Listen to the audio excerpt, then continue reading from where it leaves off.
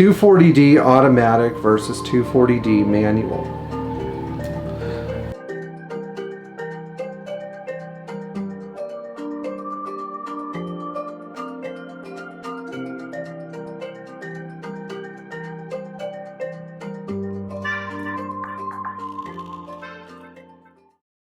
So in regards to the 240D, the classic Mercedes Benz market suffers from a delusion, and this delusion has been promulgated by good intention but not very experienced forum members from Benz World or Facebook or whatever. Not that I'm knocking you guys, there's some people that think they know things even though they have no personal experience. So I've always learned that if you don't have personal experience with something, your opinion really doesn't matter. And when somebody comes to me and they say, oh, a 240D automatic is dog slow, I say, well, have you driven one? Have you driven one that was set up right? Have you driven one for a long time? Most of them have never even driven a 240D of any variety.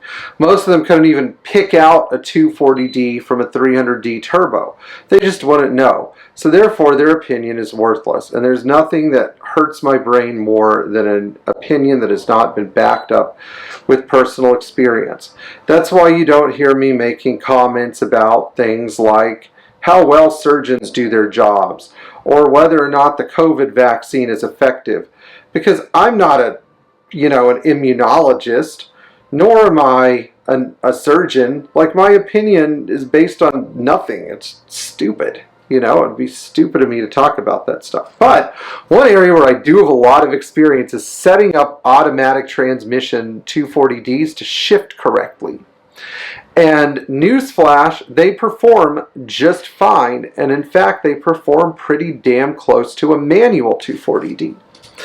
And there are 3 iterations of the automatic 240D that have a lot to do with this.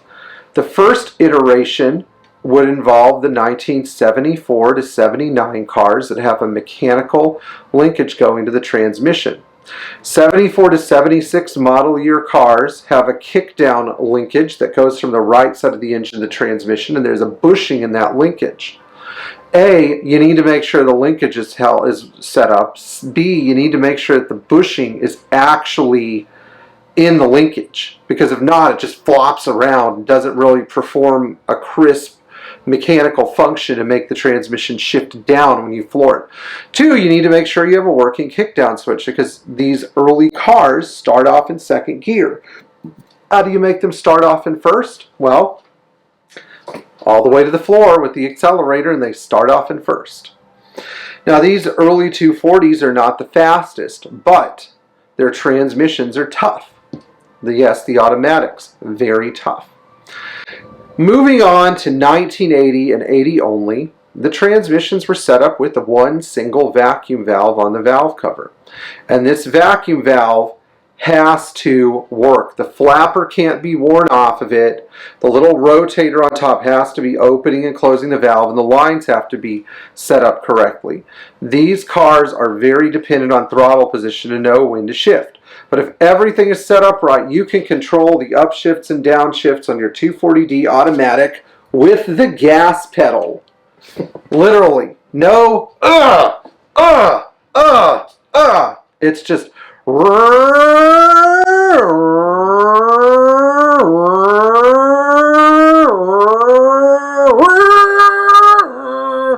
you literally can upshift and downshift the car with the position of the gas pedal based on how the modulator is adjusted and with your vacuum levels.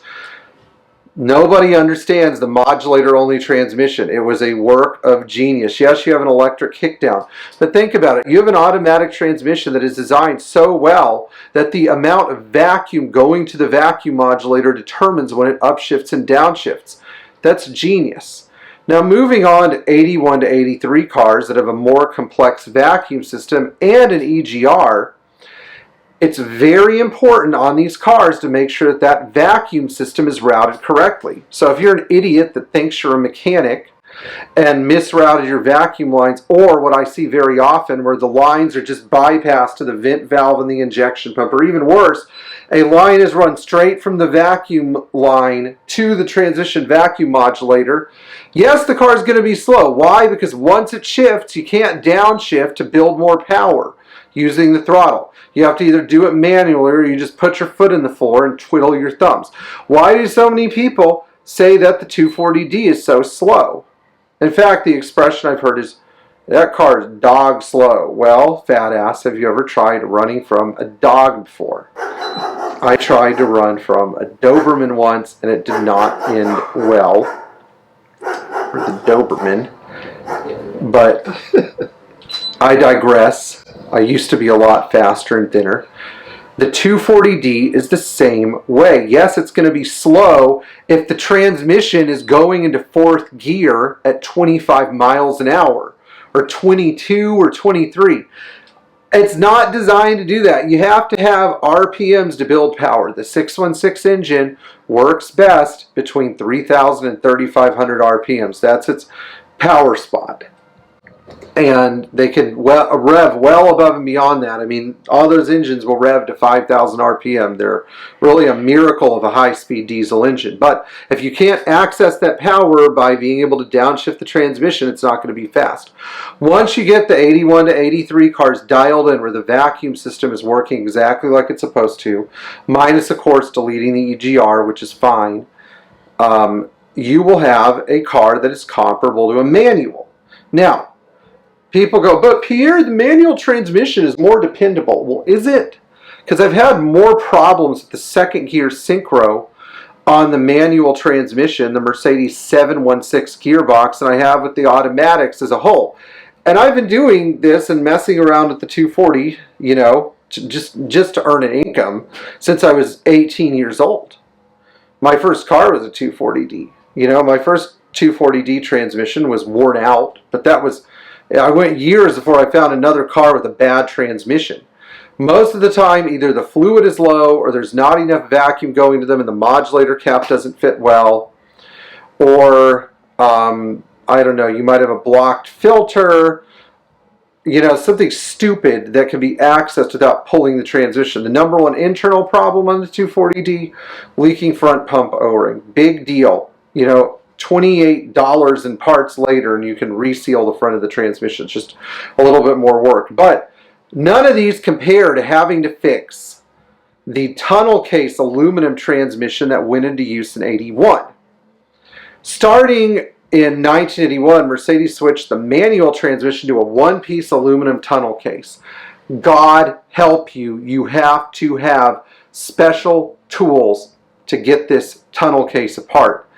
And you really, really, really have to either pray for a miracle to find them, or if you find somebody that has them, spend a lot of money, you know, because they're very hard to get and they require a lot of skill to really dissect. So there are people out there that have them. I'm just saying, I'd much rather pull my automatic transmission out and let's say I have to replace the front pump or something versus, you know, having to take apart a manual transmission and change a synchro. And believe me, it happens a lot. I'm not saying the manual transmissions are bad. I'm just saying that anybody who tells you that the Mercedes automatic that was used in the 240D, particularly the modulator-only transmission from 1980 and later, is an idiot because they really don't know what they're talking about. Come to me and I will set you straight if you disagree. You know, I will make you see. I mean, these are one of the few transmissions where you could find one that's literally been laying in the back of my shop for 15 years. Reseal it, not the inside, the outside, change the fluid, slap it in a car, dial in the vacuum, and away you go for 20 years or whatever. They're that good. Anyway, if you enjoyed this video, please like, share, and subscribe. And please forgive me for not getting back to comments very well. It's been busy here. We're trying to get 4 cars ready for Mercedes Freude. I will give you the names of the people that own them if you want to harass them. Just kidding. Just kidding. And if you enjoy this video, please like, share, and subscribe, and tap the bell for notifications. And thank you to all of our Patreon crew.